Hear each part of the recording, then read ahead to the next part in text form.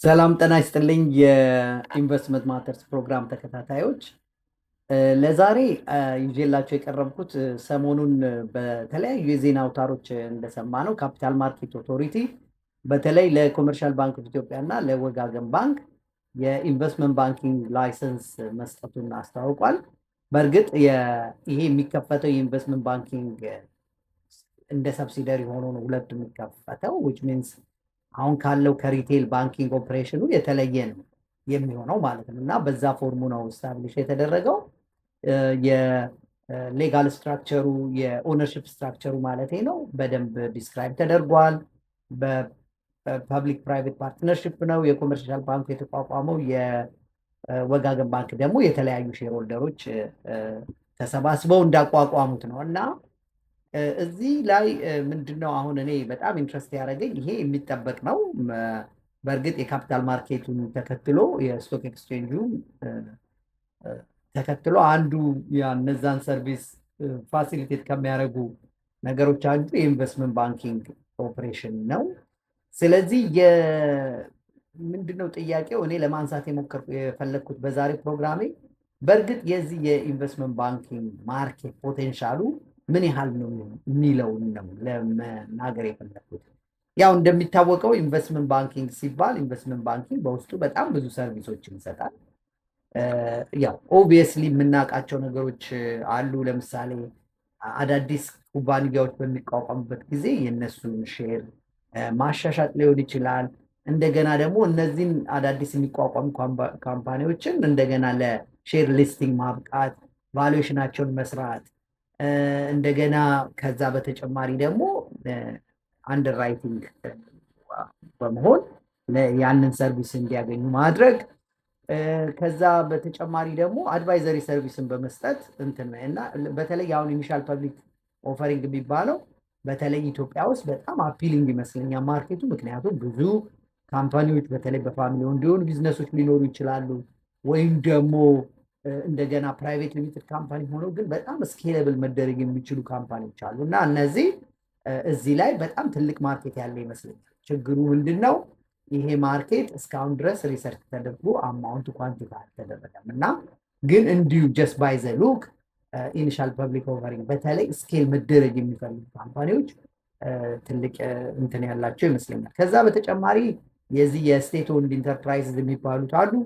ስቴት ኦንድ ኢንተርፕራይዞቹ ያሁን ኮመርሻል ባንክ በተለይ የሄደበት ሙቭ በጣም ኢንትረስቲንግ። ምክንያቱም የስቴት ኦንድ ኢንተርፕራይዞቹ ሼራቸውን መሸጥ ሊስት መደረግ ይፈልጉ የነዚህን ሰርቪስ እንደ ኢንቨስትመንት ባንክ ሆኖ ሊያገለግል የሚችለው ያው ኦብቪየስሊ ኮመርሻል ባንክ ኦፍ ኢትዮጵያ ይመስለኛል እና ኮመርሻል ባንክ ኢንቨስትመንት ባንኪንጉን ማቋቋሙ ማርኬቱ አብዛኛው ማርኬት አሁን ከረንትሊ ሊስት ይደረጋሉ ተብሎ የሚታሰቡት ከሱ ጋር የተገናኙ ስለሆነ አይ ቲንክ ራይት ሙቭ ይመስለኛል። ከዛ በተጨማሪ የዚህ የመርጀር ኤንድ አኩዚሽን እንግዲህ አሁን ኢትዮጵያ ውስጥ አብዛኞቹ ባንኮች የተለያየ ሬጉሌሽን በተለያዩ ፋክተሮች መርጅ እንዲያደርጉ ግፊት እየተደረገ ነው እና ከዛ ላይ የነዚህ የመርጅ እና አኩዚሽኑን በተለይ የፋይናንሻል ሳይድ ኦፍ መርጀር ኤንድ አኩዚሽኑን የቫሉዌሽን አስፔክቱን አድቫይዘሪው ከየትኛው ኢንቲቲ ጋር መርጅ እንደሚያደርጉ ራይት ፕራይሲንጉን ምኑን በማውጣት ከፍተኛ የሆነ ሰርቪስ በመመስጠት እዛ ላይም ፊ ማግኘት ይቻላል እና ኮመርሻል ባንክም ወጋገን ባንክም እዚህ ላይ በጣም ሌቨሬጅ በደንብ ስታፎቻቸውን በተለይ ደግሞ ውጭ ሀገር ካሉ የኢንቨስትመንት ባንኮች ጋር ራሳቸውን አላይን ፓርትነርሽፕ መስራት የሚችሉ ከሆነ እነዚህ ትልልቅ የሚባሉትን ሰርቪሶች ማከናወን ይችላሉ ኢትዮጵያ ውስጥ ማለት ነው። ይሄ በጣም ትልቅ ነገር ነው። ምክንያቱም ኢትዮጵያ ውስጥ ብዙ ጊዜ ላክ የምናደርገውና በተለይ ከጎረቤት ሀገሮች በጣም ላይ የምናደርገው ኖሌጅ ነው እና እነዚህ ባንኮች አሁን ከውጭ ሀገር ካሉ ይሄንን ልምድ ካላቸው እንደገና ኢትዮጵያ ውስጥ ያሉ ኢንተርናሽናል ፈርሞች አሉ፣ እነ ዴሎይት አሉ፣ እነ ፒደብሊውሲ አሉ፣ የተለያዩ አድቫይዘሪ ሰርቪስ የሚሰጡ ፈርሞችም አሉ እና እነዛንም ከነዛ ጋር ኮላቦሬሽን በመፍጠር ሪሶርስ ስለሚፈልግ እነዚህ ባንኮቹ ይሄ በመርጀር እና አኩዚሽን ያለውን ሰርቪስ በደንብ ይሰጣሉ ብዬ ተስፋ አደርጋለሁ እና ሌላ ከዚህ በተጨማሪ ያው ትሬዲንግ ነው። ትሬዲንግ ምንድነው? ሼር መግዛት መሸጥ ነው። እዚያም ላይ ሊሳተፉ ይችላሉ። ከዛ በተጨማሪ ደግሞ አሴት ማኔጅመንት ነው። አሴት ማኔጅመንት እንግዲህ ኢትዮጵያ ውስጥ በጣም ብዙ ሪል ስቴት በግለሰብ ደረጃ በጣም የተያዙ ትልልቅ የሀገር ሀብቶች አሉ፣ የግለሰቦች ሀብቶች አሉ እና እነዚህ አሴቶቻቸው ማኔጅ እንዲደረግ ይፈልግ ወይም አሴት ማኔጅመንት ሲባል ባይዘወይ ያው ዝም ብሎ አሴቱን የፊዚካል የሚታየውን አሴት ማኔጅ ማድረግ ብቻ ሳይሆን አሴት ማኔጅመንት ማለት እነዚህ ካምፓኒዎች ለምሳሌ እንትን ማድረግ ይፈልጉ አዳዲስ ሼር መሸጥ ይፈልጉ እንደገና ደግሞ የነሱን ሪሶርስ የተለያዩ ኢንቨስትመንት ፈንዶችን ሪሶርስ ፑል አውት በማድረግ የተለያየ ቦታ ኢንቨስት ማድረግ ቢፈልግ እንደ ኢንዲቪጁዋል ሃይ ወርዝ ኢንዲቪጁዋልስ ሊሆን ይችላሉ፣ ትልቅ ካምፓኒዎች ሊሆኑ ይችላሉ እና የእነሱን አሴት ማኔጅ ማድረግ ማለት ኢንቨስት በሚያደርጉበት ጊዜ ፕሮፐር አሎኬሽን የት ቦታ ላይ ኢንቨስት እንዲደረግላቸው አድቫይዘሪ ሰርቪስ መስጠት ሊሆን ይችላል። ከዛ በተጨማሪ ደግሞ አሁን በውጭ ሀገር እነ ጄፒ ሞርጋን ትልልቆቹ እዚህ ሀገር ያሉ ባንኮች የራሳቸው ኢንዴክስ አላቸው። ኢንዴክስ ማለት ኢቲኤፎች ማለት ነው። ኢቲኤፎች እነዚህ ኢንዴክሶች የሚባሉት ምንድን ነው?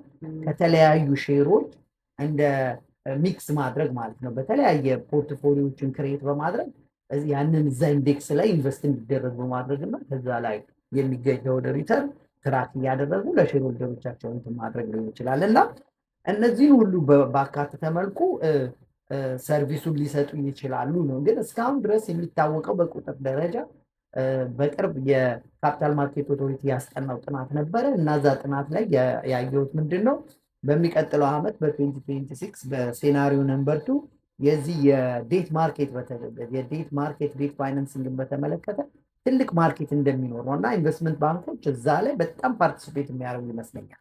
የዴት ፋይናንሲንጉ የዴት ማርኬቱ አብዛኛው ያው ከመንግስት ጋር በተገናኘ ነው። ወደ 640 ቢሊዮን አካባቢ የሚመጣው ማለት ነው በብር ከፕራይቬት ደግሞ ወደ 60 ቢሊዮን ነው እና ማርኬቱ ወደፊት እንደኔ እይታ ኢንቨስትመንት ባንኪንጉን ሴክተር ኮመርሻል ባንክ ዶሚኔት ሊያደርገው ይችላል። ነገር ግን ለሌሎቹም ማርኬት የሚሆን የተለያየ በደንብ ፕሪፓሬሽን በደንብ ተዘጋጅተው በደንብ የሚገቡበት ከሆነ አይ ቲንክ ጥሩ ኦፖርቹኒቲ ያለበት ሴክተር እንደሚሆን ተስፋ አደርጋለሁ።